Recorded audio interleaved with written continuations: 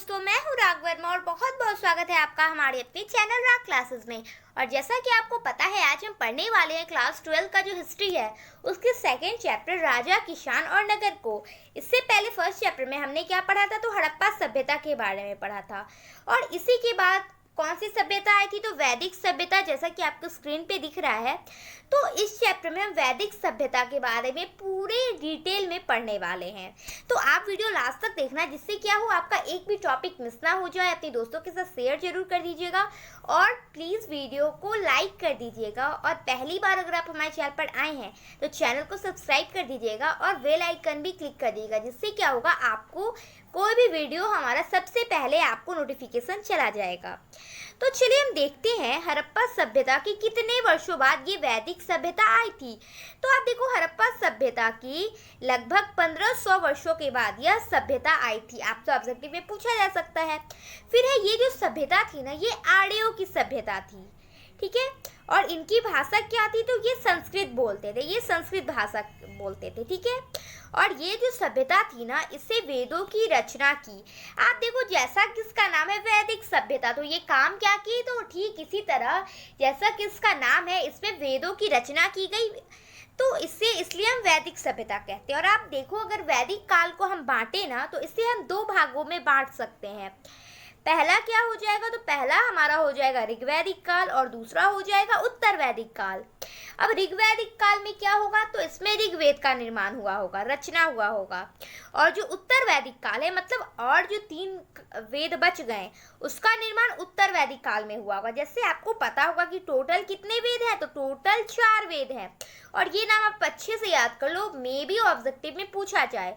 तो सबसे पहला ऋग्वैदिक काल में कौन सा वेद बना था, तो ऋग्वेद बना था, ठीक है, इसकी रचना हुई थी। और ये जो उत्तर वैदिक काल है, इसी में बाकी 3 जो वेद होते हैं, यजुर्वेद, सामवेद और अथर्ववेद, इसकी रचना की गई थी। तो ये आपका यहाँ पे क्लियर हो गया। फिर आप देखो, ऋग्वेद का काल बहुत अच्छा था। ये जो ऋग्वेद का काल था ना, वो बहुत ही ज्यादा अच्छा था।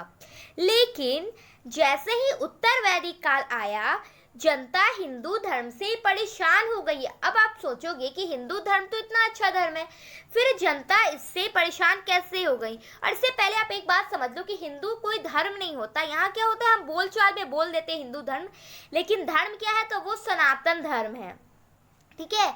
तो जनता क्या है, सनातन धर्म से परेशान हो गई। अब आप पूछोगे क्यों, तो देखो, इसमें बहुत सारी ऐसी प्रथाएं आई जो क्या है, मानवता के भी खिलाफ थी। जैसे जाति प्रथा, मतलब जाति के आधार पर किसी को ऊंच नीच करार देना, किसी के साथ भेदभाव करना, किसी को बहुत अधिकार देना और किसी को बिल्कुल सभी अधिकारों से वंचित कर देना। तो ये सभी जाति प्रथा में देखा जाता है। और आप देखो, ये जो प्रथा थी ना, जाति प्रथा, ये ना ही सिर्फ पहले, अब आप अभी भी देखो ना अपने आसपास, तो ये प्रथा के कुछ आपको लक्षण अपने आसपास अपने माहौल में भी दिख ही जाते हैं। तो जाति प्रथा अभी हमें हटाना इसको बाकी है। फिर है सती प्रथा। ये बहुत बुरी प्रथा थी। इसमें ऐसा किया जाता था ना, अगर किसी महिला का, अगर उसकी जो हस्बैंड होते थे, उनकी अगर मृत्यु हो गई, तो क्या किया जाता था, उनकी चिता के आग में उस पत्नी को भी क्या कर दिया जाता था, जला दिया जाता था। तो ये थी सती प्रथा। मतलब ऐसा माना जाता था कि अगर पति ना रहे तो क्या है, पत्नी का कोई वजूद नहीं है, उसे जीने का अधिकार नहीं है। तो ये हमारा सती प्रथा था और ये बहुत ही बुरी प्रथा थी। और कोई भी क्या होगा, ऐसी प्रथा मानना नहीं चाहेगा, इसलिए लोग हमारे हिंदू धर्म से परेशान हो गए।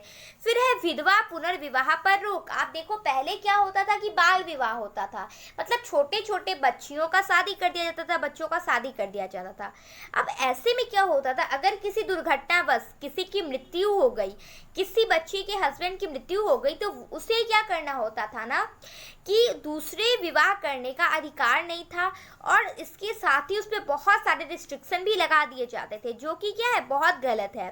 तो इसी सब कारण से, या फिर कर्मकांड को आप देख लो, ये सब जो भी कारण बनते हैं ना, यही सब कारण था कि क्या हुआ कि जनता जो थी, जो लोग थे, वो उत्तर वैदिक काल से बहुत परेशान थे, हिंदू धर्म से बहुत परेशान थे। और आपको ना कि सिर्फ ये पॉइंट देखना है, समझना है, बल्कि नोट डाउन भी आप करते जाना, जिससे क्या होगा ना, आपको एक बार तो समझ में आ गया मेरे कहने पे, और अगर आप उसे लिख लोगे ना, तो आपको फिर कभी वो आप जिंदगी में उसे भूल ना पाओगे।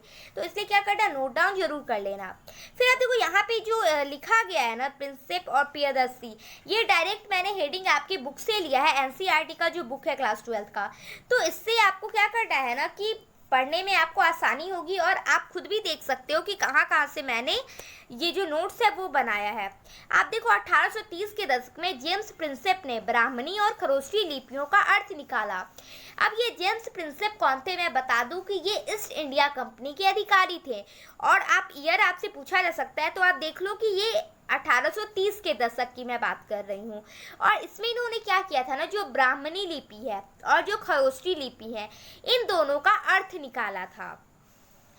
जिस लिपियों का उपयोग आरंभिक सिक्कों और अभिलेखों में किया जाता है, मतलब ये जो लिपियां है ना, इसका उपयोग कहाँ पे होता है तो आरंभिक सिक्के, मतलब बहुत पुराने टाइम के जो सिक्के होते थे ना, स्टार्टिंग के सिक्के और जो अभिलेख होते थे उनमें इसका यूज किया जाता था। सिक्कों पर प्रियदर्शी अर्थात मनोहर मुखाकृति वाले राजा का नाम लिखा होता था।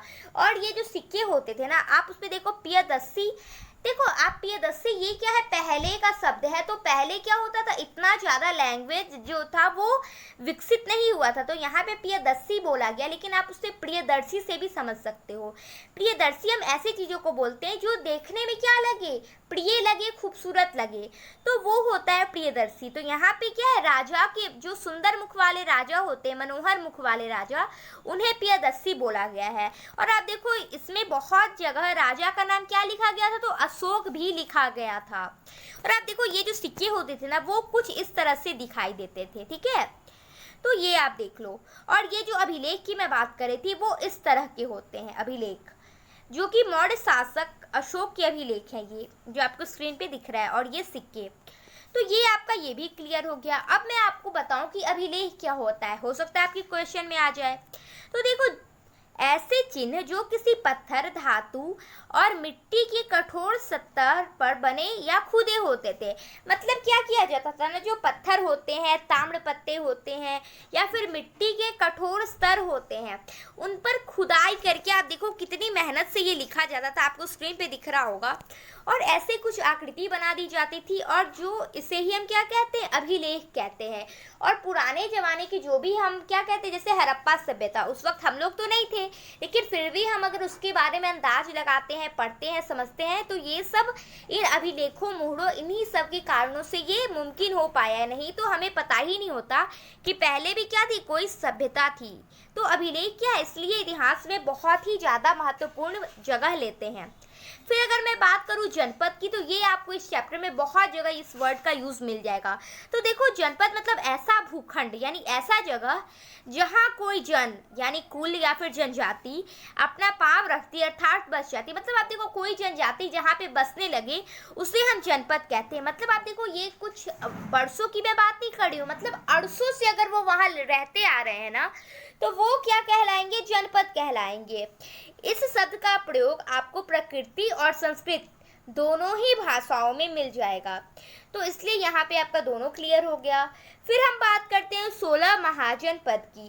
तो ये 16 महाजनपद क्या है, आप देखो, इससे पहले की 6ठी शताब्दी ईसा पूर्व के संबंध को अनेक चीज़ों के विकास के साथ जोड़ा गया। ये जो 6ठी शताब्दी ईसा पूर्व का टाइम है, समय है, इसको ना बहुत ज़्यादा चीज़ों के विकास के साथ जोड़ा गया था। जैसे किसका विकास, तो राज्य का विकास, नगर का विकास, सिक्का, लोहे, बौद्ध धर्म, जैन धर्म और जो भी अन्य विचारधारा है, इन सभी का विकास इसी टाइम में हुआ था। कब, तो 6ठी शताब्दी ईसा पूर्व, ठीक है। फिर आप देखो, इसी काल में ब्राह्मणों ने धर्मशास्त्र नाम ग्रंथ लिखे, और ये जो धर्मशास्त्र नाम की जो ग्रंथ है ना, इसकी रचना भी इसी काल में हुई थी। तो ये आपका क्लियर हो गया। अब हम बात कर रहे थे महाजनपद की, ये जो 16 महाजनपद हैं। तो आप देखो, महाजनपदों पर राजा का शासन होता था। ये जो महाजनपद होते थे, इस पे किसका शासन होता था, तो राजा का शासन होता था। और जो कुछ महाजनपद आपको देखने को मिलेंगे, जैसे वज्जी, ठीक है, यहाँ पे वाजी नहीं होगा, वज्जी होता है, ठीक है, ऐसे वज्जी, कौशल, मगध, कुरु, पांचाल, गांधार, अवंती आदि। और आप देखो, ये जो कुरु वंश है या फिर गांधार वंश है, ये आपको महाभारत में भी आपको देखने को मिल गए होंगे। तो ये आप जानते हो, ये जो महाजनपद होते हैं ना, ये क्या करते हैं, इस पर राजा शासन करता है। तो ये हमारा हो गया महाजनपद। लेकिन अब आप यहाँ पे एक चीज देखो, गण और संघ, ये भी आपको देखने को मिलेंगे ये शब्द। तो इसमें क्या होता है ना, गण और संघ के नाम से प्रसिद्ध राज्यों में कई लोगों का समूह शासन करता था। मतलब जिस तरह महाजनपद में क्या होता था, राजा एक होता था, वो शासन करता था। लेकिन अगर हम जहाँ पे गण की बात करें, गण मतलब क्या होता है, समूह, लोगों का समूह। संघ मतलब भी होता है समूह। तो जहाँ पे हम इस शब्द का प्रयोग करेंगे, मतलब क्या कि वहाँ एक समूह शासन करता है, ना कि कोई खास व्यक्ति। समूह को प्रत्येक व्यक्ति ही राजा कहलाता है, और इस समूह का जो भी व्यक्ति होता है सभी राजा ही कहलाते हैं। महाजनपद की एक राजधानी होती थी जिसे किले से घेरा जाता था। और ये जो महाजनपद के क्या होते थे, एक राजधानी होती थी जिसे किले से घेर दिया जाता था। जैसे अब क्या होता है ना, हम देखते हैं कि सरहद होता है जो एक देश को बांधता है, उसका बाउंडेशन कर देता है। उसी तरह पहले क्या होता था, जो किले होते थे, राजा के नगर होते थे। ये आप ऐसा मत सोचना कि राजा का किला क्या है, बस मतलब उसका घर जो होता है, महल होता है, वहीं तक सीमित होता है। तो ऐसा बिल्कुल नहीं है, उसके अंदर ही आपको छोटे छोटे गांव, जो भी राजा की सहायता की चीजें होती थी, किसान हो गए, छोटे जमींदार हो गए, नगर, मतलब सारा कुछ उस किले के अंदर ही होता था। मतलब बहुत बड़े एरिया को क्या किया जाता था, घेर दिया जाता था। आप देखो शासकों का काम क्या था, तो वो था किसानों, व्यापारियों और शिल्पकारों से कर अथवा भेंट वसूलने का काम किया जाता था। मतलब ये जो शासक होते थे, इनका क्या काम था, तो जो किसान लोग हो गए या फिर व्यापारी हो गए, शिल्पकार हो गए, सभी से कर यानी जो टैक्स होता था, या फिर वो भेंट के रूप में ही उसे वसूलते थे। मतलब जबरदस्ती नहीं, तो भेंट के रूप में, मतलब लेते वो जरूर थे, ठीक है। और तभी तो वो क्या करेंगे कि उस जगह को, वहाँ पे जो इनका एरिया है, वहाँ पर शासन चालू करेंगे। जैसे आप देखो, अभी भी क्या है हमारे देश में, अभी तो क्या है, लोकतंत्र है, फिर भी हमें टैक्स भरना होता है। और सरकार क्या करती है, हम ही को, मतलब हमारे ही लिए उस जो पूंजी होता है, जो टैक्स होता है, उसका यूज करती है। तो पहले भी ठीक इसी तरह से किया जाता था। तो आप देखो, ये जो 16 महाजनपद थे ना, मैंने आपको बताया, जैसे वजी हो गया, मगध, कौशल, कुरु, इसमें सबसे प्रथम क्या है, तो वो मगध था, ठीक है। मतलब वो बहुत ही ज्यादा डेवलप्ड था और बहुत ज्यादा शक्तिशाली था, जिसलिए क्या है कि ये सबसे मतलब मजबूत बन गया है ना। 6ठी से 4ठी शताब्दी ईसा पूर्व मगध सबसे शक्तिशाली महाजनपद बन गया था। टाइम आपको याद रखना है, कब, तो 6ठी से 4ठी शताब्दी ईसा पूर्व जो मगध था वो सबसे शक्तिशाली महाजनपद क्या ये पद बन गया। ये आपके ऑब्जेक्टिव में पूछा जा सकता है कि सबसे जो शक्तिशाली महाजनपद है वो कौन बन गया, तो मगध बन गया। कब बना, तो टाइम याद रखना है। आप देखो, ये जो सबसे शक्तिशाली बन गया, मतलब इसके विकास के क्या कारण थे, ये हम देखते हैं। तो आप देखो, इसके विकास के कारण थे कि खेती का तरीका, यहाँ जो खेती का तरीका यूज किया जाता था वो बहुत ही ज्यादा अच्छा था। फिर यहाँ पे लोहे की खान होते थे। जो यहाँ पे जो मगध कहाँ था, हमारा जो पटना है ना, बिहार की राजधानी, वहीं पे मगध मतलब उसे पहले बोला जाता था। तो यहाँ पे लोहे के खान होते थे। जंगली क्षेत्रों में हाथी पाया जाता था, और जो जंगली क्षेत्र होते थे ना, वहाँ पे हाथी पाया जाता था, ठीक है। जिस कारण ये और समृद्ध हो गया, शक्तिशाली हो गया। गंगा और इसकी सहायक नदी, आप देखो क्या है, पटना में गंगा नदी बहती है। तो ये जो गंगा और उसकी सहायक नदियां हो गई ना, ये क्या करती है ना, इसके यहाँ के क्षेत्र के लिए बहुत ही महत्वपूर्ण बन जाती है, जिस कारण ये और शक्तिशाली बन गया। फिर है आवागमन की व्यवस्था, और यहाँ पे क्या है, इतना अच्छा ये जगह था जहाँ से क्या है, जो भी व्यापार होते थे उसके लिए एक बहुत महत्वपूर्ण स्थल ये था, जिस सभी कारण से मिला कि क्या है कि मगध सबसे शक्तिशाली बन गया। लेकिन बौद्ध और जैन के लेखकों ने मगध की महत्ता का कारण विभिन्न शासकों की नीति को बताया।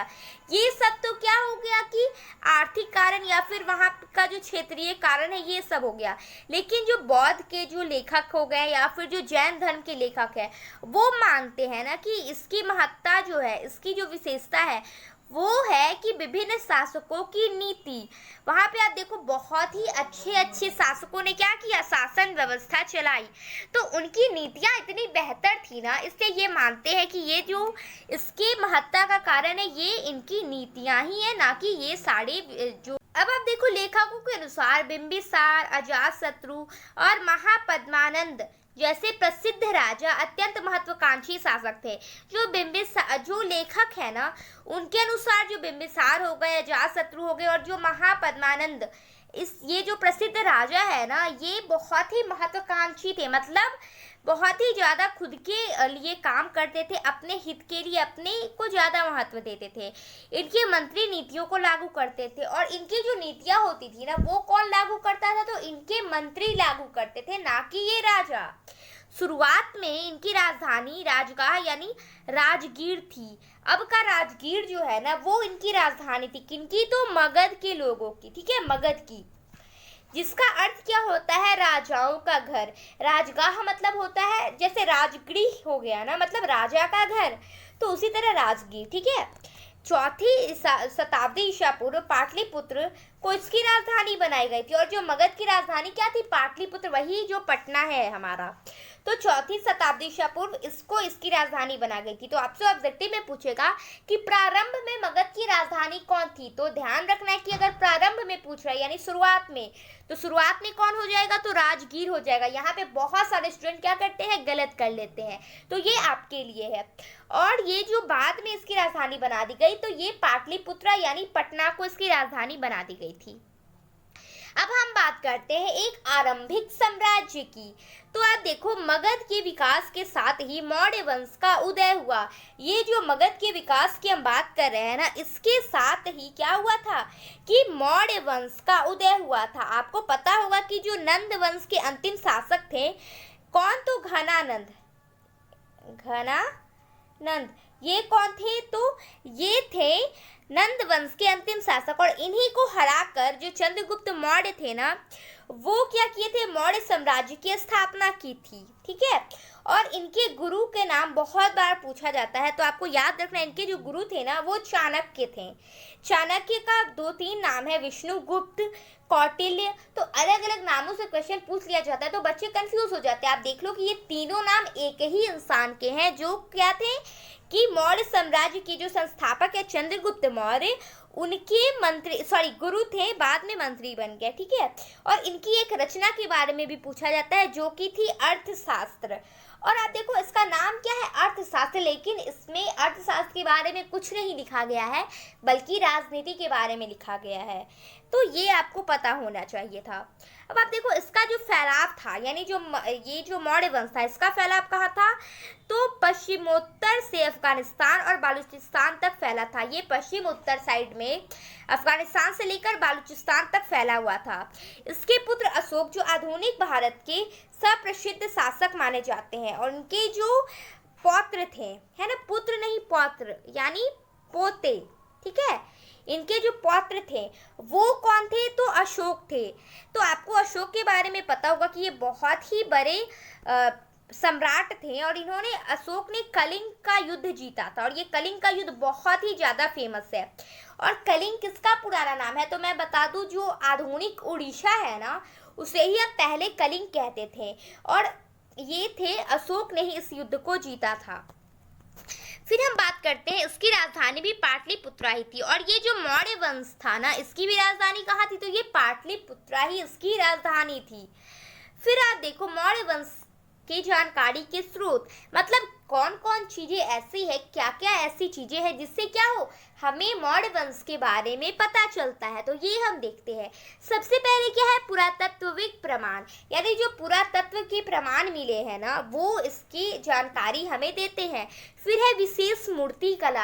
आप देखो, अशोक के समय मैंने आपको पहले स्टार्टिंग में सिक्के में भी दिखाया कि किस तरह अशोक के चेहरे को सिक्के पे दिखाया जाता था, और यहाँ पे ना बहुत विशेष प्रकार की मूर्ति कला भी थी, जो क्या करता है कि इसे खास बनाता है। फिर आप देखो, यूनानी राजदूत मेगास्थनीज का लिखा विवरण। जो यूनानी राजदूत मेगास्थनीज थे ना, उन्होंने भी अपने बुक में अपने जो उन्होंने लेखन किया है, उसमें इसके बारे में बहुत ही अच्छे से लिखा था। फिर आप देखो, पौराणिक ग्रंथ, जो कि पौराणिक ग्रंथ है ना, जैन धर्म के आप ले लो, बौद्ध धर्म के ले लो, इन सभी में भी आपको मौर्य वंश का वर्णन मिल जाता है। संस्कृत वाङ्मय, इसमें भी आपको मिल जाएगा। फिर है साथ ही पत्थरों और स्तंभों पर बने स्रोत। अशोक स्तंभ का नाम आपने सुना होगा, बहुत फेमस स्तंभ है। और फिर ये क्या है ना, ये सारी जो चीज़ें हैं, स्तंभ है, पत्थर है, ये सब मौर्य वंश के बारे में हमें बतलाती है। अशोक के बारे में आप देख लो कि अशोक पहला सम्राट है जिसने अपने अधिकार और प्रजा के लिए अपने संदेश को प्राकृतिक पत्थरों और पॉलिश किए हुए स्तंभों पर लिखवाए थे। मतलब इस तरह का पहला शासक कौन था? अशोक था, जिन्होंने क्या किया ना, जो भी उनके अधिकार थे और जो प्रजा के लिए वो संदेश देना चाहते थे, मतलब प्रजा को जो कुछ बताना चाहते थे, सिखाना चाहते थे, उन्होंने क्या किया ना, उसे प्राकृतिक पत्थरों पर और पॉलिश किए हुए स्तंभों पर उसे खुदवा कर लिखवाया, ताकि क्या हो कि जनता, मतलब हर जगह उनकी बात पहुंचे जनता के बीच में, इसलिए उन्होंने ये काम किया था। फिर आप देखो धम्म, इसके संस्थापक भी कौन है? अशोक ही है। ये एक विचारधारा थी, एक आप देख लो बहुत अच्छी चीजें इसमें रखा गया था धम्म को, ये एक धर्म की तरह था, ठीक है। इसके संस्थापक कौन है? तो अशोक है। और इसके नियम बहुत आसान थे, और इससे जो नियम थे ना ये बहुत आसान थे। जैसे क्या था? बड़ों का आदर करना, ये भारत की सभ्यता में शामिल है। भारत के लोग क्या करते हैं कि अपने बड़ों का आदर करते हैं, सम्मान करते हैं। सन्यासों और ब्राह्मणों के प्रति उदारता, ये जो सन्यासी होते हैं, जो ऋषि मुनि होते हैं और जो ब्राह्मण होते हैं, उनके प्रति उदारता, प्यार, सम्मान, ये सब रखना, तो ये भी हम रखते हैं। दूसरों के धर्म और परंपरा का आदर, और आप देखो कि ये बहुत अच्छी बात है कि हमें क्या करना है, ये हम मानते हैं कि मेरा धर्म क्या है? अच्छा है, लेकिन आप ये ना करो कि आप क्या करो, अपने धर्म को अच्छा दिखाने के लिए दूसरों के धर्म को क्या करो, नीचा दिखाना स्टार्ट कर दो। तो ये बहुत गलत बात है, और अशोक ने भी यही कहा था, जो सम्राट अशोक है उन्होंने इस परंपरा को कहा था कि आप क्या करो कि आप दूसरों के धर्म और परंपराओं का भी आदर करो। तो ये कुछ रूल क्या थे? धम्म में थे, और ये लोगों को बहुत पसंद भी आते क्योंकि बहुत आसान सरल नियम थे, इस कारण ये क्या है, बहुत ज़्यादा फेमस हो गया था, ठीक है। अब आप देखो ये जो मौर्य साम्राज्य का प्रशासन है, आप देखो जो इसके 5 केंद्र है ना, प्रमुख राजनीतिक केंद्र, वो है पहला इसकी राजधानी पाटलिपुत्र, ठीक है। पहला इसके राजनीतिक केंद्र क्या थे? तो जो इसकी राजधानी थी पाटलिपुत्र, फिर तक्षशिला, उज्जैनी, तोसिल एवं स्वर्णगिरी प्रांत है। स्वर्णगिरी कहाँ है? तो स्वर्णगिरी का मतलब पूछा जाता है ऑब्जेक्टिव में, तो स्वर्णगिरी मतलब सोने का पहाड़, जो कि कर्नाटका में है। तो ये था, और पाटलिपुत्र, तक्षशिला, उज्जैनी, तोसिल, ये 5 आपको केंद्र क्या करने हैं ना, अच्छे से याद रखने हैं, क्या हो मे भी ऑब्जेक्टिव में आपसे पूछ लिया जाए। फिर है आवागमन के लिए नदियों के साथ साथ भूमि मार्ग भी था, और आवागमन यानी जो आने जाने के जो साधन थे उसमें ना ही सिर्फ भूमि का उपयोग किया जाता था बल्कि नदियों का भी यूज किया जाता था। तो आप देखो उस वक्त भी क्या थे, जल मार्ग थे। फिर हम बात करते हैं दक्षिण के राजा और सरदार के बारे में, कि दक्षिण भारत में आप देखो पहले कि दक्षिण भारत में कौन कौन सी जगह आते, तो तमिलनाडु हो गया, केरल हो गया, आंध्रा हो गया, ये सब जगह दक्षिण भारत में आता है। तो इसके कुछ हिस्सों में चोल, चेर, पांड्य जैसे सरदारों का उदय हुआ। आपसे पूछा जा सकता है, तो आपके यहाँ पे नाम याद रखो कि चोल, चेर और पांड्य ये सरदार कहाँ पे थे? तो दक्षिण भारत में थे। ये राज्य समृद्ध और अस्थायी सिद्ध हुए, और ये जो राज्य थे ना ये समृद्ध थे, मतलब बहुत ही ज़्यादा शक्तिशाली थे, इनके पास किसी भी चीज़ों की कमी नहीं थी। और अस्थायी मतलब ये नहीं कि ये कुछ टाइम तक की चले फिर समाप्त हो गए, ऐसा बिल्कुल नहीं था। ये अस्थायी सिद्ध हुए, मतलब बहुत ही लंबे टाइम तक ये जो सरदार थे, चोल, चेर, पांड्य, ये सभी वहाँ पे थे। तो ये आपका था दक्षिण भारत के राजा और सरदार के बारे में। तो अब आप सोच रहे होंगे कि सरदार क्या होता है ना। तो सबसे पहले आप सरदार को देखो कि सरदार एक शक्तिशाली व्यक्ति होता है ना। इसके समर्थक इसी के खानदान के लोग होते हैं, और इसके जो समर्थक होते हैं, जैसे राजा क्या हो गया, इसके समर्थक सिर्फ इसके खानदान के लोग तो नहीं होते हैं, इसकी प्रजा, इनकी जनता भी इनके समर्थन होते हैं। लेकिन ये जो सरदार होते हैं ना, इनके समर्थन सिर्फ इन्हीं के परिवार के, खानदान के लोग होते हैं। और इनका क्या कार्य होता है ना कि ये विशेष अनुष्ठान का संचालन करते हैं, जैसे पूजा हो गया, यज्ञ हो गया, इस तरह के जो विशेष अनुष्ठान होते थे इनका संचालन कौन करता था? तो सरदार लोग करते थे। युद्ध का नेतृत्व, अगर युद्ध करना होता था किसी से तो इसका नेतृत्व भी ये सरदार ही करते थे। विवादों को सुलझाने में भी इनका काम होता था। ये जो भी इनके क्षेत्र में, जो भी इनका क्षेत्र था ना, एरिया था, वहाँ पे अगर कोई भी विवाद आ जाए, कोई भी बात आ जाए, तो उससे सुलझाने का काम भी यही करते थे। आप देखो जहाँ पे राजा कर वसूलता था, मतलब राजा का क्या काम था? कर वसूलना। वहीं सरदार अपने अधीन से भेंट लिया करते थे। ये क्या करते थे? जो इनके अधीन लोग थे, ठीक है, जो इनकी प्रजा थी, ये उनसे भेंट यानी गिफ्ट लिया करते थे और उसे अपने समर्थकों में बांट देते थे, और उस गिफ्ट को लेकर मतलब प्रजा से गिफ्ट लिया और जो इनके समर्थक हो गए, खानदान के लोग हो गए, उनमें ये चीज़ों को वो बांट दिया करते थे। तमिल संगम ग्रंथों में इनका वर्णन मिलता है, और जो ये जो सरदार थे ना, इनका वर्णन आपको तमिल संगम जो ग्रंथ है ना, उनमें आपको पढ़ने को मिल जाएगा। राजा लंबी दूरी से व्यापार के राजस्व जुटाते थे। राजा का क्या काम था ना, ये जो लंबी दूरी से व्यापार किए जाते थे, मतलब आप देखो पहले के भी जो व्यापार होते थे ना, ऐसा बिल्कुल नहीं था कि वो आसपास के इलाकों से क्या करे, व्यापार करके रह जाए। मैंने आपको जो लास्ट चैप्टर हमारा था हड़प्पा सभ्यता, उसमें भी आपको बताया था। आप देखो ये कितनी पुरानी सभ्यता थी, उस वक्त भी वो विदेशों से भी व्यापार करते थे। तो ये तो उसके बाद आई थी, तो इस वक्त भी क्या था कि व्यापार जो बहुत लंबी दूरी तक किया जाता था, उसका राजस्व कौन लेता था, तो राजा लेता था। इनमें कौन राजा आते हैं, तो सातवाहन राजा इनमें शामिल थे, ठीक है। और सातवाहन राजा के बारे में जब हम थर्ड चैप्टर पढ़ेंगे ना, तो वहाँ डिटेल में आपको अच्छे से समझ में आ जाएगा। फिर आप देखो दैविक राजा। दैविक मतलब क्या होता है ना, आपने सुना होगा दैविक शब्द का बहुत बार उपयोग। तो दैविक मतलब जो देवी देवता से जोड़ा जाता है इस शब्द को। आप देखो देवी देवता की पूजा द्वारा राजा उच्च स्थिति हासिल करते थे। राजा क्या चाहते थे, अपना वर्चस्व दिखाने के लिए वो देवी देवताओं की पूजा करते थे। उत्तर प्रदेश के मथुरा के पास मार्ट के एक देवस्थान पर कुषाण शासकों की विशाल मूर्ति स्थापित की थी। आप देखो ये जो राजा होते थे ना, वो अपने को क्या करते थे कि देव तुल्य दिखाना चाहते थे। मतलब क्या है कि मैं भगवान के समान हूँ।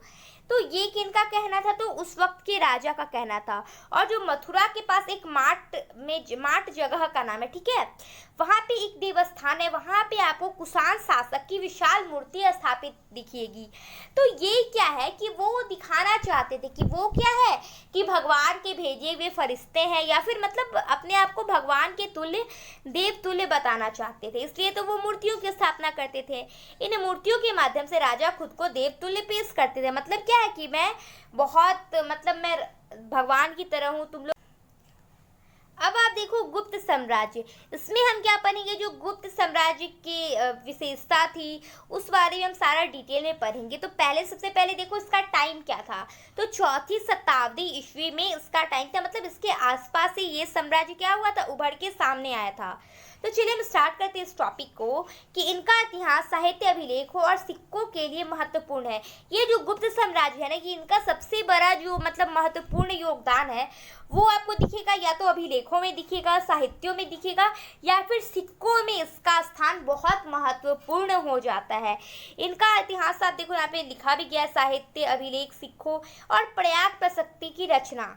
इसके कारण भी क्या है कि ये बहुत ही ज़्यादा फेमस हो गए थे। और जो ये प्रयाग प्रशस्ति है, ये क्या थी, अब का जो इलाहाबाद है ना, प्रयाग जो है यानी अब का इलाहाबाद, इसकी जो रचना की गई थी, इसके बारे में गुप्त साम्राज्य में आपको बहुत अच्छे से जानने को मिलता है।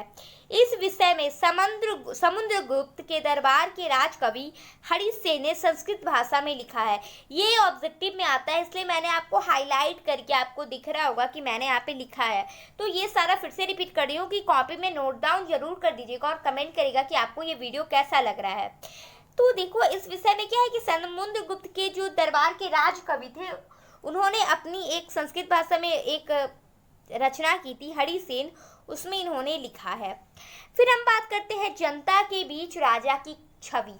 मतलब जनता क्या सोचती थी राजा के बारे में, तो ये हम यहाँ पे देखेंगे। अब देखो यहाँ पे एक स्टोरी भी आपको बुक में दिया गया है कि क्या था, एक राजा था जो सोचते थे कि क्या है कि मेरी जनता मेरे बारे में क्या सोचती है, जिस कारण वो भेष बदलकर जनता के बीच में गए थे। लेकिन वहाँ पे जाके उनको निराशा हाथ लगी थी। मतलब जनता क्या थी, उनसे परेशान थी, त्रस्त थी, और जनता मतलब बोलती थी कि हमारा शासक अच्छा नहीं है। तो उनको ये बात जान के बहुत शौक हो गए थे वो। तो ये आपके चैप्टर में दिया गया है। आप देखो हालांकि इसके लिखित साक्ष्य प्राप्त नहीं है। ये जो टाइम है ना, ये जो जनता के बीच राजा की छवि है, इसके कोई लिखित साक्ष्य नहीं, क्योंकि आप देखो राजा क्या था, बहुत प्रभावशाली व्यक्ति था। अब उसके खिलाफ अगर कोई बात लिख दिए या कोई, तो उसके खिलाफ राजा एक्शन लेते। तो इस कारण क्या है, कोई भी ऐसा रिस्क तो नहीं लेना चाहेगा जिस कारण राजा के बारे में आपको नहीं देखने को मिलता है। अतः इतिहासकारों ने इसका पता जातक कहानियों द्वारा लगाने की कोशिश की। अब राजा के खिलाफ कोई लिखेगा तो नहीं, लेकिन क्या है, बात तो कर सकते हैं हम।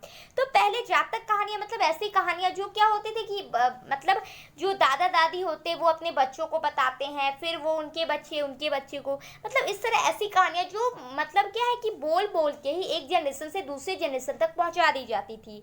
तो ये कहानियां मौखिक थी और बाद में इसे पाली भाषा में लिख दिया गया था। वही कहानी जो मैंने आपको बुक में आप बताया अभी, ठीक है। तो राजा की छवि कैसी थी, और ये जो जातक कहानियां थी ना, वो उसमें प्रजा के दुख के बारे में बताया गया। मतलब राजा से जनता बहुत दुखी थी। वो क्या करते थे कि जनता की जो उनकी एक्सपेक्टेशन थी उसको पूरा नहीं कर पाते थे राजा, जिस कारण जनता क्या थी, त्रस्त थी, परेशान थी। तो ये थी जनता के बीच राजा की छवि। फिर हम पढ़ते हैं कि उपज बढ़ाने के तरीके। मतलब ये तो हमने पढ़ लिया। अब आप यहाँ पे आपकी बुक में आपको मिलेगा कि उपज बढ़ाने के क्या क्या तरीके हैं। तो सबसे पहले था हल का प्रचलन। हल का जो यूज होता था ना, उससे उपज के जो तरीके, आप देखो इसमें उपज बढ़ाने के तरीके हालांकि लिखा गया है ऊपर का टॉपिक का नाम, लेकिन इसमें हम उपज बढ़ाने के तरीके नहीं बल्कि उपजाने के तरीके को ही देखेंगे। तो इसमें क्या था, हल का प्रचलन था। वर्षा वाले क्षेत्रों में लोहे की फाल वाले हल का उपयोग किया जाता। अब आप सोचोगे कि लोहे की फाल वाले हल कैसे होते, तो यहाँ मैंने पिक्चर भी लगाया है, आप देख रहे हो। ये जो पोर्शन है ना यहाँ पे, ये लोहे का होता था, ठीक है। और जिस कारण खुदने में क्या होता था, आसानी होती थी। जिस कारण क्या था कि यहाँ की जो भूमि थी वो बहुत उपजाऊ थी। ऐसा 6ठी शताब्दी ईसा पूर्व में गंगा कावेरी की घाटियों में होता था। और ये जो हल का उपयोग कहाँ पे होता था, तो 6ठी शताब्दी ईसा पूर्व गंगा और कावेरी की जो घाटियां थी वहां पे इसका यूज होता था। और वही लोहे के फाल वाले हल का उपयोग होता था। और ये जो फाल वाले लोहे के फाल वाले हल है ना, इसका उपयोग आप देखो पंजाब, राजस्थान आदि जगहों पे 20वीं शताब्दी में शुरू हुआ। मतलब देखो कितना ज़्यादा टाइम का गैपिंग है। मतलब यहाँ पे 6ठी शताब्दी से पूर्व में ही इसका स्टार्टिंग हो गया था, लेकिन जो पंजाब राजस्थान जैसे जगह हो गए, वहाँ पे जाते जाते उसे 20वीं शताब्दी का टाइम लेना पड़ा। तथा पर्वतीय इलाकों में कुदाल का उपयोग होता था। और जो पर्वत के जगह थे, पर्वत वाले जगह, आप देखो पर्वतों पे क्या होता है, खेती करना थोड़ा मुश्किल हो जाता है। तो वहां पे क्या किया जाता था ना कि कुदाल का यूज होता था, क्योंकि आपको पता है पर्वत बहुत ही हार्ड होता है उसका सरफेस, जिस कारण कुदाल का यूज होता था। फिर आप देखो सिंचाई के लिए कुएं, नहर, तालाब आदि का उपयोग होता था। और आप देखो ये जो खेती के तरीके हैं, मुझे नहीं लगता कि अब से ये अलग है। अभी भी इन सभी चीज़ों को आपको देखने को मिल जाती है। ये लोहे के फाल वाले हल, या फिर वर्षा पे निर्भरता, तालाब, नहर, कुएं से सिंचाई। हालांकि अभी थोड़ा डेवलप्ड हो गया है, लेकिन अभी भी ये सब देखने को मिलता है। ऐसा नहीं है कि ये सिर्फ इतिहास में था, ठीक है। फिर हम बात करते हैं ग्रामीण समाज में विभिन्नताएं। उपज बढ़ाने के भूमिहीनों को लाभ नहीं हुआ। ये जो उपज बढ़ाते हैं ना, इससे क्या हुआ कि भूमिहीनों को लाभ नहीं हुआ, क्योंकि उपज तो बढ़ा लेंगे लेकिन जमीन होगी तब तो बढ़ाएंगे। मतलब जिनके पास जमीन है वो तो अपना उपज बढ़ा लिए, लेकिन जिनके पास जमीन ही नहीं है वो दूसरों के मतलब जो जमीन है वहां पे काम करते हैं, जो भूमिहीन है वो, उनको तो लाभ नहीं मिल पाएगा। जहाँ बड़े जमींदार, ग्राम प्रधान और ताकतवर लोग होते हैं, वहीं छोटे जो जहाँ जमींदार जो होते हैं ना, वो क्या होते हैं, ग्राम प्रधान होते हैं। मतलब वो गांव के प्रधान होते हैं, बड़े जमींदार। आप देखो वो जमींदार है, उसके पास बहुत पैसा है, तो लोग क्या करेंगे, उसकी बातों को तो सुनेंगे ही, जिस कारण वो गांवों का प्रधान होता था। और वो ताकतवर भी होगा, क्योंकि आपको पता है कि हमारे समाज में क्या होता है, जिसके पास जितना अधिक धन है वो उतना ज्यादा प्रभावशाली माना जाता है, ताकतवर माना जाता है। तो ये बात है। फिर जो छोटे किसान थे ना, वो कमजोर थे, भूमिहीन थे और गरीब थे। ये अभी भी है। जो छोटे किसान होते हैं वो क्या होते हैं, कमजोर होते हैं, है ना, भूमिहीन होते हैं। मतलब बहुत सारे ऐसे किसान हैं जिनके पास भूमि तो नहीं होती है, तो वो दूसरों के खेत में क्या करते हैं, मजदूरी करते हैं। फिर वो गरीब भी होते हैं। तो ये सब थे कि जो भी समस्याएं थी ग्रामीण समाज में, भिन्नताएं आप देखो कि किस तरह 2 वर्गों में बांट दिया गया था। और आप अगर विभाजन की बात करो ना, तो आपको ये आज नहीं देखने को मिलता है। मतलब सिर्फ आज ही नहीं देखने को मिलता है, बल्कि क्या है कि पहले भी, आप हड़प्पा सभ्यता में भी मैंने आपको बताया था कि सबों को देखने से पता चलता है कि उस समाज में भी क्या थी, विभिन्नताएं थी। फिर आप वैदिक सभ्यता में देखो, यहाँ भी विभिन्नता है। तो ये जो विभाजन था ना समाज का, ये आपको सभी सभ्यता में नजर आएगी। प्रधान का पद प्राय वंशानुगत होता था, और ये जो गांव के प्रधान होते थे ना, गांव प्रधान, इनका जो पद होता था ना वो वंशानुगत होता था। मतलब जो जमींदार है वो अभी इस पद पर है, फिर उनका बेटा काम करेगा, फिर उसका बेटा काम करेगा। मतलब ये वंशानुगत ही चलते रहता है, मतलब एक वंश पूरा इस पे शासन चलाता है। तो ये था आपको, अब आपको बताया था कि किस तरह क्या थे प्रारंभ में जो समाज थे। सिर्फ अभी हमें भेदभाव या फिर विभिन्नताएं देखने को नजर नहीं आती है, ये पहले से ही है। जिस तरह मैंने आपको बताया था कि जो किसान होते हैं थे भूमिहीन, यानी जो कमजोर किसान होते थे, वो गरीब होते थे, कमजोर होते थे, जिनके पास भूमि नहीं होती थी, पैसे की कमी होती थी। तो ये सब बात थी। लेकिन वहीं अगर हम जमींदार की बात करें तो वो बहुत ही धनी होता था, उसके पास बहुत सारी जमीनें होती थी, बहुत सारा धन होता था, वो ताकतवर होता था, और कई बार गांवों का मुखिया कौन होता था, तो वो जमींदार को ही देखा गया है। तो ये हमने पढ़ा था लास्ट वीडियो में। अब हम यहाँ पे स्टार्ट करते हैं गहपति से, और ये मैंने पहले भी आपको बताया कि जो भी हेडिंग है मैंने डायरेक्ट आपके बुक से लिया है, जिससे अगर आप खोजना चाहो बुक में तो आपको बिल्कुल आसानी से वहाँ देखने को मिल जाएगी। तो इस तरह आप इसे गृहपति से भी समझ सकते हो, ठीक है। जो घर के मुखिया होता है, ये क्या होता है गृहपति, जो घर का मुखिया होता है, इसलिए मैंने इसे गृहपति लिखा। और सदस्यों पर नियंत्रण रखता है। देखो अभी भी क्या होता है, जो गार्जियन होते हैं वो क्या होते हैं, फैमिली के मुखिया होते हैं, और वो सारे फैमिली मेंबर पे उनका एक नियंत्रण होता है, वो जो कहेंगे सभी को वही मानना पड़ता है। तो ठीक वैसे ही है, तो ऐसे आप देख सकते हो। फिर आप देखो इस शब्द का उपयोग नगरों में रहने वाले सम्राट लोग या व्यापारी सब के लिए होता था। और ये जो शब्द है ना गृहपति, इसका यूज आपको कहाँ पे मिलेगा, तो जो सम्राट लोग है यानी संपन्न लोग, ठीक है, तो वो लोग जिनके पास किसी भी चीज़ की कमी नहीं होती है, वेल सेटल्ड लोग हैं, उनके लिए हम सम्राट वर्ग का यूज़ करते हैं। तो ये जो शब्द है ना गृहपति, उन्हें भी कहा जा सकता है, या फिर व्यापारी जो बिजनेसमैन होते हैं। मतलब देखो एक तरीके से वही कहा गया कि जो अमीर हुए, जिनके पास सारी सुख सुविधा है, धन बहुत है, तो उसे हम यहाँ पे गृहपति, सम्राट लोग या व्यापारी, ये सब एक ही हो गया, ठीक है। अब हम पढ़ेंगे भूमिदान एवं नए सम्राट ग्रामीण। भूमिदान जैसे अभी क्या होता है, भूमिदान में दिया जाता है बहुत जगह, तो ये सिर्फ अभी ही नहीं दिया जाता। आप देखो इतिहास में आप बहुत ऐसी चीज़ों को पढ़ोगे ना जो आपको लगता होगा क्या कि ये सिर्फ हम ही लोग कर रहे हैं, पहले ऐसा नहीं था। लेकिन जब मैंने आपको ये पढ़ाया था चैप्टर, लास्ट चैप्टर में, तो वहाँ पे भी मैंने आपको बताया था, चैप्टर नहीं लास्ट वीडियो में, तो वहाँ पे भी मैंने आपको बताया था कि हमारे आसपास ऐसी बहुत सारी चीज़ें हैं ना जो सिर्फ अभी नहीं है बल्कि पास्ट से ही, इतिहास से ही चलती आ रही है। तो उसी तरह ये जो भूमिदान के प्रमाण है, अभी क्या होता है सर्टिफिकेट के रूप में है ना, एक कागज दिया जाता है। अगर कोई भूमिदान देता है तो सबूत के रूप में कोई पेपर तो जमा करता है। तो ये प्रमाण सिर्फ अभी ही नहीं बल्कि पहले भी मिलते थे, प्रारंभ से ही, यहाँ पे दिया हुआ है आरंभ से ही मिलते हैं, जिसमें कुछ अभिलेख लेकिन ज़्यादा ताम्रपत्रों पर। और ये जो सबूत होता था वो कुछ तो अभिलेखों में इसका वर्णन किया गया है और कुछ क्या है ताम्रपत्रों पर, ठीक है। तो इन सब चीज़ों पे हमें इसका वर्णन देखने को मिल जाता है।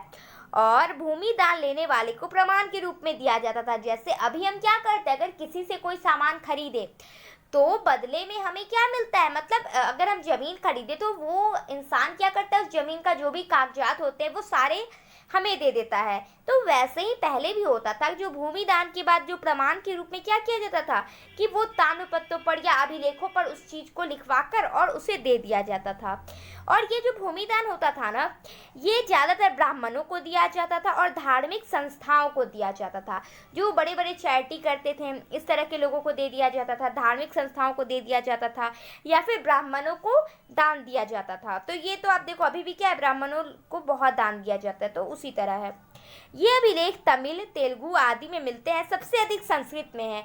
और ये जो अभिलेख है, मतलब जो जमीन के कागज के रूप में वो अभिलेख है ना, वो कुछ तमिल में मिलते हैं, कुछ तेलुगु में मिलते हैं, लेकिन सबसे ज़्यादा किस भाषा में लिखा गया है, तो वो संस्कृत में है, ठीक है। क्योंकि आप देखो ये ब्राह्मणों को दिया जाता था और ब्राह्मणों लोग मतलब जो ब्राह्मण लोग थे वो कैसे लैंग्वेज का यूज़ करते थे, तो वो संस्कृत का यूज़ करते थे। अब इसलिए क्या होता था कि ये ज़्यादा इसका वर्णन हमें संस्कृत में ही मिलता है। फिर देखिए, संस्कृत ग्रंथों के अनुसार स्त्री को संपत्ति का स्वतंत्र अधिकार नहीं था। जो संस्कृत के ग्रंथ है ना, उनके अनुसार जो स्त्री होती, महिलाएं होती है, उनको संपत्ति का स्वतंत्र अधिकार नहीं दिया गया था। लेकिन चंद्रगुप्त द्वितीय राजा की पुत्री प्रभावती गुप्त के पास अपनी संपत्ति थी और उन्होंने दान भी दिए थे।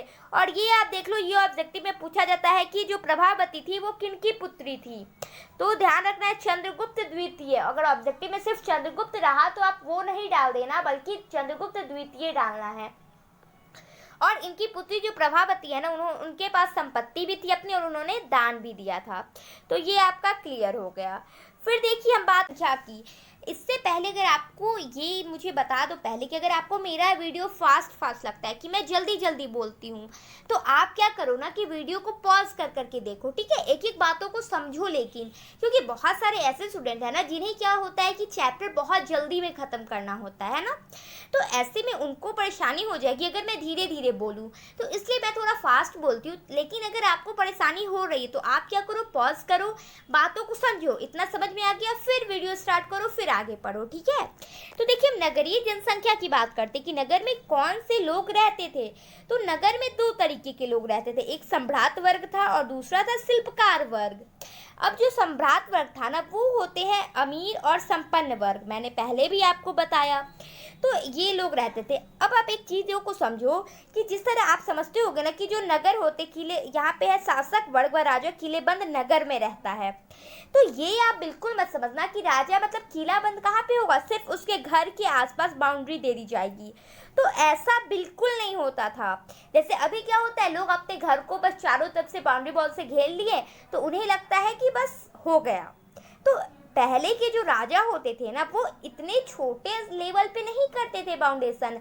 वो क्या करते थे ना, उनकी जो भी ज़रूरतों की चीज़ होती थी, जो छोटे छोटे गांव आ गए, मंदिर आ गया, मस्जिद आ गया, शमशान घाट आ गया, फिर जो भी मतलब उनकी ज़रूरत की चीज़ें होती थी, सारे उनके नगर के अंदर ही होता था। और फिर उसको चारों तरफ से बाउंड्री कर दिया जाता था और वो बिल्कुल सेफ हो जाता था। जैसे हम अभी क्या करते हैं, भारत को चारों तरफ से बाउंड्री किए हुए हैं, तो भारत हमारा सेफ है। उसी तरह पहले तो बहुत सारे राजा थे, तो इसलिए वो क्या करते थे, छोटे छोटे स्तर पे वो लेकिन अपना बाउंडेशन करते थे। तो इनके किले के अंदर क्या है, बहुत सारे वर्ग, बहुत सारे लोग, बहुत सारी चीज़ें और बहुत बड़ी दूरी पे वो क्या होते थे, घेरे जाते थे। ये आपको ध्यान में रखना है। फिर देखिए, यहाँ विभिन्न प्रकार के पुरावशेष मिले हैं। पुरावशेष मतलब जो पुराने जमाने के अवशेष मिले हैं ना, उसे हम कहते हैं पुरावशेष। जैसे सोना, चांदी, तांबा, हाथी दांत, सीसा और कांसा, मतलब इन सब चीज़ें जो है हमें मिली है सबूत के तौर पर। अब आप देखो, ये सब जो पदार्थ है ना, इनके गहने मिले हैं, मतलब ये जो कांसा, तांबा, शीशो के ये सब के गहने मिले हैं, हथियार मिले हैं, बर्तन मिले हैं, सिप और उत्कृष्ट मिट्टी के बने बर्तन जिसमें चमकदार कलई चढ़ी होती थी। मतलब ये भी मिला है ना, जैसे आप देखो पहले जो बर्तन होता था ना, मिट्टी के ज़्यादा बर्तन होते थे, है ना, तो उस पर क्या किया जाता था ना, चमकदार, यहाँ पे कलाई लिखा गया है, ठीक है, तो यहाँ पे कलाई नहीं होगा, कलई होगा, ठीक है। तो कलई मतलब उस पर एक पेंट की तरह बिल्कुल चमकता हुआ बहुत खूबसूरत लगे, इसके लिए एक पेंट चढ़ा दी जाती थी, एक लेयर चढ़ा दिया जाता था। तो ये सब हमें मिले हैं अवशेष के रूप में। फिर आप यहाँ पे देखो, नेक्स्ट पढ़ते हैं कि नगरों में रहने वाले में धोबी, बुनकर, लिपिक, बढ़ई, कुम्हार, स्वर्णकार, लोहार, ठीक है, स्वर्णकार दो बार हो गया, अधिकारी, धार्मिक, गुरु, व्यापारी, राजा शामिल थे। अब समझ में आया कि नगरों में क्या है, बहुत सारे लोग रहते थे, सिर्फ राजा या उनकी फैमिली ही नहीं बल्कि बहुत सारे लोग रहते थे। और एक चीज़ यार कि आप क्या करो ना कि आपको अगर लग रहा है ना कि मैंने बहुत शॉर्ट में एक टॉपिक ख़त्म कर दिया, क्योंकि आपके बुक में क्या है, चैप्टर बहुत लंबा होता है, तो ये आप गलत फहमी में नहीं रहना कि आपने क्या है कि आधा ही पढ़ा है मेरे वीडियो से। तो ऐसा बिल्कुल नहीं, क्योंकि आप देखो बुक में क्या होता है ना, डिटेल से लिखा होता है, तो वो बहुत लंबा जाता है। तो मैंने क्या किया, बुक को बहुत बार मैंने पढ़ा है, लेकिन फिर जो निचोड़ निकला है ना, वो इतना ही निकला है जितना मैंने आपको बताया है। और आपको तो अभी क्या करना है, एग्ज़ाम के लिए पढ़ना है, बस क्योंकि एग्ज़ाम आपका नज़दीक आ रहा है। अगर आप बहुत सारी चीज़ों को देखते जाओ ना तो उतना पॉसिबल नहीं हो पाएगा, ये आप भी जानते हो। सारी चीज़ों को आप याद तो नहीं कर सकते हो, इसलिए जो समझने वाली चीज़ें हैं वो मैंने आपको बताया है। और मुझे पूरा विश्वास है कि इससे ज़्यादा आपके एग्ज़ाम में कुछ पूछ ही नहीं सकता है। तो ये आप बिल्कुल नहीं सोचना कि क्या है आपकी तैयारी आधी आधी सी हो रही है। अगर आप अच्छे से बस मेरी वीडियो ही देखते जाओ, सारी वीडियो आप देख लो। पहले मैंने पॉलिटिकल साइंस का सीरीज कंप्लीट किया, फिर इंग्लिश का भी बना रही हूँ, फिर हिंदी का भी बन रहा है, और ये हिस्ट्री आपका। तो एक एक करके मैं सब्जेक्ट लेते जा रही हूँ। तो आपको क्या करना है, अच्छे से पढ़ना, और इससे ज़्यादा बाहर क्वेश्चन आते ही नहीं हैं, ये भी बिल्कुल निश्चिंत रहना है। फिर देखिए एक वर्ड आता है श्रेणी। श्रेणी क्या है, तो व्यापारी तथा उत्पादकों के संघ जो कच्चे माल का सामान बनाकर बेचते हैं उन्हें हम श्रेणी कहते हैं। वो क्या करते हैं, एक व्यापारियों का समूह होता है या फिर उत्पादकों का, जैसे अभी भी होते हैं उत्पादक। तो ये क्या करते हैं ना, जो कच्चे माल हो गए उनको लेते हैं और उसका प्रोडक्ट बनाते हैं ना, उसको सामान बनाते हैं और मार्केट में बेचते हैं, तो वो कहलाएंगे श्रेणी। ठीक है, याद रखना है श्रेणी क्या है, अगर एग्जाम में आ जाए तो बिल्कुल गलती नहीं करनी है। फिर देखिए उपमहाद्वीप और उसके बाहर का व्यापार, ये हेडिंग है। तो इसमें हम पढ़ते हैं कि 6वीं ईस्वी पूर्व में जल मार्ग द्वारा व्यापार होता था। उस वक्त क्या होता था, जल मार्ग से व्यापार होता था, जो उत्तरी अफ्रीका, चीन, पश्चिम एशिया, दक्षिण पूर्व एशिया तक फैले थे। और ये जो व्यापार थे, आप ये बिल्कुल नहीं सोचना कि पुराने जमाने के हैं तो क्या होगा कि वो ज़्यादा दूर नहीं जा सकते। तो आप देखो कितने बड़े लेवल पे पहले भी व्यापार होते थे, है ना, विश्व स्तर पे होते थे। उत्तर अफ्रीका में, चीन में, फिर से पश्चिम एशिया, दक्षिण पूर्व एशिया, सारे में व्यापार फैले हुए थे। फिर है नेक्स्ट की व्यापारियों के लिए अन्य मार्ग, और ये सिर्फ समुद्र मार्ग ही नहीं, और भी बहुत सारे मार्ग थे, बहुत सारे रास्ते थे, जो साधन थे, जैसे बैलगाड़ी हो गया। ठीक है, जैसे जलमार्ग में तो वो जहाज से जाएंगे, लेकिन अगर उन्हें रोड पे जाना है तो वो बैलगाड़ी का यूज़ करते थे, या फिर पैदल ही चलते थे। अगर पास जाना है तो पैदल चले जाते थे, या फिर घोड़े गाड़ी का यूज़ करते थे, खच्चर का यूज़ करते थे, फिर फेरी लगाकर। आपने देखा होगा एक मतलब एक होता है ना, जैसे उसमें जैसे झालमुड़ी वालों को आपने देखा होगा, वो झालमुड़ी जिस चीज़ पे रख के बेचते हैं ना, उसी तरह मतलब फेरी लगाकर उसी तरह से बेचते थे। ठीक है, तो ये सब क्या है कि व्यापार के अन्य मार्ग हो गए। अब देखो व्यापारी सामग्री, जो मतलब व्यापार होता था वो किन चीज़ों का होता था, तो नमक का होता था, ठीक है, अनाज का होता था, कपड़ा का, धातु का, जड़ी बूटी का, मसाले का, पत्थर का और लकड़ी का। और भारत को तो आपको पता है, भारत सबसे ज़्यादा किस कारण फेमस है, तो वो है मसाले। ठीक है, तो इस कारण क्या है कि मसाले के कारण बहुत ज़्यादा फेमस है भारत। और यहाँ से जो ये मसाले का व्यापार होता था ना, वो बड़े लेवल पे होता था। आप यहाँ देखो कि रोमन साम्राज्य में काली मिर्च जैसे मसाले, कपड़े एवं जड़ी बूटी की मांग होती थी। जो रोमन साम्राज्य के देश हो गए, लोग हो गए, उनमें भारत की सबसे ज़्यादा किन चीज़ों की मांग होती थी, तो वो थी काली मिर्च, ठीक है, ब्लैक पेपर जिसे हम कहते हैं। फिर इस तरह के और भी मसाले, क्योंकि भारत को मसालों का देश कहा जाता है। यहाँ बहुत सारे मसाले उगाए जाते हैं जो विश्व के किसी भी कोने में नहीं होते। फिर है कपड़े, इसका भी बहुत अच्छा उत्पादक था भारत। फिर जड़ी बूटियाँ, ये भी क्या है, भारत में बहुत अच्छी मात्रा में पाई जाती है। तो ये भी आपका क्लियर हो गया। अब हम पढ़ते हैं सिक्के और राजा। सिक्के भी आप समझ रहे हो, राजा भी आप समझ रहे हो, तो हेडिंग को तो मुझे नहीं डिफाइन करना है। यहाँ पे देखो सिक्के का प्रचलन से व्यापार में सुविधा मिली। बिल्कुल सही बात है। उससे पहले क्या होता था, सामानों से सामान का मतलब अदला बदली होता था। फिर क्या होता था, ऐसे में बहुत ज़्यादा परेशानी आ जाती थी, क्योंकि किसी को और कुछ सामान बेचना है तो चाहिए कुछ और होता है, उसी तरह दूसरे की चाहत होती है। तो ऐसे में क्या होता है ना, व्यापार करना मुश्किल हो जाता है। जैसे मेरे पास क्या है, गाय है, और मुझे इसके बदले गेहूँ चाहिए। किसी को गाय तो चाहिए, लेकिन उसके बदले उसको कपड़ा चाहिए, तो हमारे बीच तो लेन देन नहीं हो पाएगा, इसलिए मुश्किल आने लगी। तो सिक्के का प्रचलन आया। तो जो किसके होते थे ना, सोने के होते थे, चांदी के होते थे और तांबे के होते थे। ये सब हमें खुदाई के दौरान मिले, और ये सब हम इतनी अच्छी तरीके से क्यों जानते, क्योंकि हमें खुदाई में मिला है। क्योंकि ये तो बिल्कुल फैक्ट है कि उस वक्त हम नहीं थे, लेकिन फिर भी ये जो कुछ चीज़ अवशेष मिले हैं ना, उनसे हम पता लगाते हैं इतिहास के बारे में। तो ये सब हमें खुदाई में मिले हैं। फिर आप देखो हाथ सिक्कों पर प्रतीक भी बने होते थे। ठीक है, हाथ सिक्कों पर कुछ प्रतीक बने होते थे, यानी मतलब कुछ साइन टाइप का बना होता था। जैसे मैंने आपको फर्स्ट वीडियो में अशोक के फेस वाले, जिसको क्या कहा जाता था कि प्रियदर्शी, जो प्रिय मुख वाले अशोक का जो चेहरा होता था वो सिक्के में रहता था। तो इस तरह के जो सिक्के होते हैं ना, वो आहत सिक्के कहलाते हैं। यूनानी शासकों ने सबसे पहले शासकों के नाम और प्रतिमा के सिक्के जारी किए, और ये ऑब्जेक्टिव में आता है, याद रखना, इसलिए मैंने क्या किया, इससे बोल्ड लिखा है ना, बोल्ड रूप में। तो ये क्या है ना, यूनानी शासक जो होते थे ना, उन्होंने सबसे पहले शासकों के नाम और उनके प्रतिमा के साथ जो सिक्के चलाए गए थे वो सबसे पहले यूनानी शासकों ने चलाया था। और वहीं ये भी क्वेश्चन में आता है कि कुषाण राजाओं ने सबसे पहले सोने के सिक्के जारी किए थे। भारत में सबसे पहले सोने के सिक्के किसने जारी किए? तो वो कुषाण शासकों ने किया। ठीक है, सोने के सिक्के का उपयोग कीमती चीज़ों के लिए होता था। और ये भाई सोना क्या है, कीमती चीज़ है, तो बिल्कुल सस्ती चीज़ों के लिए इसका यूज़ तो नहीं होगा। तो जो महंगे चीज़ें होते थे, जो कीमती होती थी, उसके लिए इसका यूज़ होता था। दक्षिण भारत के बड़ी तादाद में रोमन सिक्के मिले, और जो दक्षिण भारत का इलाका हमारा आता है, आंध्र प्रदेश, तमिलनाडु, कर्नाटक, इस सभी क्षेत्रों में ना रोमन सिक्के बहुत ही ज़्यादा मात्रा में, बहुत बड़ी संख्या में मिले हैं हमें। एक रह गया कि सिक्के इसलिए कम मिलते हैं क्योंकि वे प्रचलन में थे, जिस कारण किसी ने इसका संग्रह ही नहीं किया। अब आप देखो, जो पुराने सिक्के होते हैं वो हमें कम मिलते हैं, लेकिन ऐसा तो नहीं है कि उस समय वो कम होंगे, लेकिन एक्चुअली क्या होता है ना कि वो सिक्के बिल्कुल यूज़ में थे। अब अभी आप देख लो, जो चीज़ें बिल्कुल सामान्य है, यूज़ में, मार्केट में बिल्कुल हमेशा अवेलेबल होती है, तो वो हम खरीद के नहीं रखना चाहते। मतलब वो तो हमें पता होता है कि मार्केट में मिल ही जाएगा। अब आप देख लो, जो हमारे घर में क्या होता है, राशन आता है, तो उसमें जो चावल हो गया, आटा हो गया, ये सब बहुत बड़ी मतलब मात्रा में हम ले लेते हैं महीने का एक बार।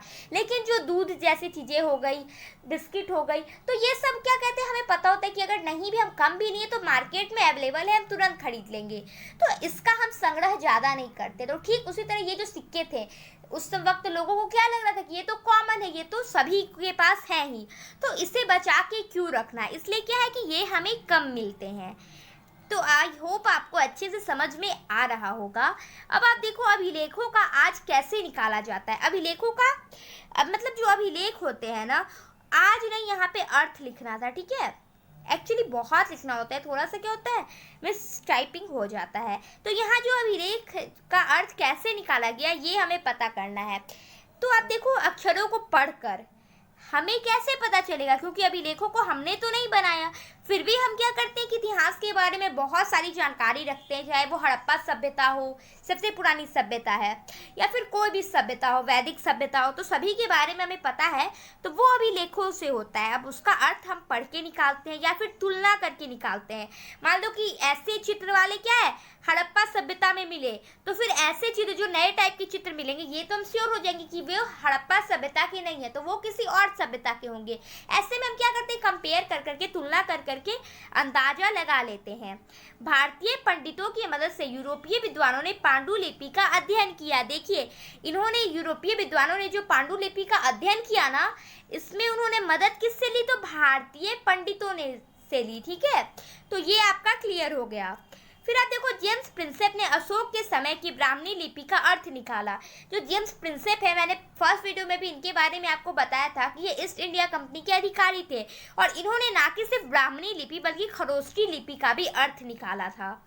ठीक है, अब आप देखो, ये जो प्राचीन अभिलेख थे ना, इसमें कैसी भाषा का यूज़ होता था, तो वो प्रकृति भाषा का यूज़ होता था। जो प्राचीन अभिलेख हमें मिले बहुत पहले के, लेकिन फिर जो बाद के अभिलेख हैं, मतलब जो प्राचीन अभिलेख से थोड़ा वक्त के बाद के हैं, उसमें संस्कृत भाषा का हमें वर्णन मिलता है। तो ये आपको याद रखना है, मे बी ऑब्जेक्टिव में पूछ लिया जाए। फिर आप देखो, अभिलेखों का ऐतिहासिक साक्ष्य, जो अभिलेख है उसका इतिहास में मतलब क्या सबूत है, तो ये आप देखो कि इतिहासकारों ने अभिलेखों के अध्ययन से ही इतिहास लिखा। जो इतिहासकार है वो हिस्ट्री किस बेसिस पे लिखेंगे, उन्हें कैसे पता चलेगा कि पहले का इतिहास था वो क्या था, तो वो क्या करते हैं ना, अभिलेखों का अध्ययन करते। जैसे आप देखो, रामायण के बारे में अगर आपको जानना है, राम जी के बारे में, सीता जी के बारे में, तो आप क्या करोगे, रामायण पढ़ोगे। तो आप पुरानी चीज़ों को पढ़ोगे तब तो आप उसके बारे में जानोगे। तो जो इतिहासकार है ना, वो पुराने अभिलेखों को पढ़ते हैं, तभी वो इतिहास लिख पाते हैं।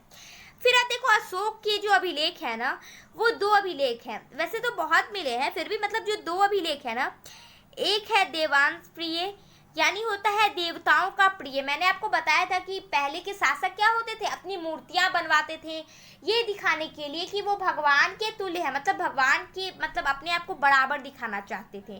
तो अशोक के अभिलेख एक मिले है देवान प्रिय यानी देवताओं के प्रिय, और दूसरा है प्रियदर्शी मतलब सुंदर मुख वाला। प्रियदर्शी मतलब क्या होता है, जो देखने में बहुत ही प्यारा लगे, खूबसूरत लगे, तो वही प्रियदर्शी यानी सुंदर मुख वाला। क्लियर हो गया अशोक के 2 अभिलेख। ऑब्जेक्टिव में पूछा जाए तो आपको याद होना चाहिए। फिर देखिए इतिहासकारों ने अभिलेखों की भाषा शैली समानता को देखकर अंदाजा लगाया कि कौन से अभिलेख एक ही शासक के हैं, और उन्होंने क्या किया ना, इतिहासकारों ने कि अभिलेखों की भाषा देखी कि वो किस भाषा में है। जैसे मैंने अभी आपको बताया कि जो पुराने अभिलेख है उसमें प्रकृति भाषा है, लेकिन जो नए अभिलेख है मतलब उसके बाद के उसमें संस्कृत भाषा है। तो उसी तरह वो भी कंपेयर करते थे भाषा थे तो उन्हें पता चल जाता था। या फिर शैली मतलब लिखने का जो तरीका था।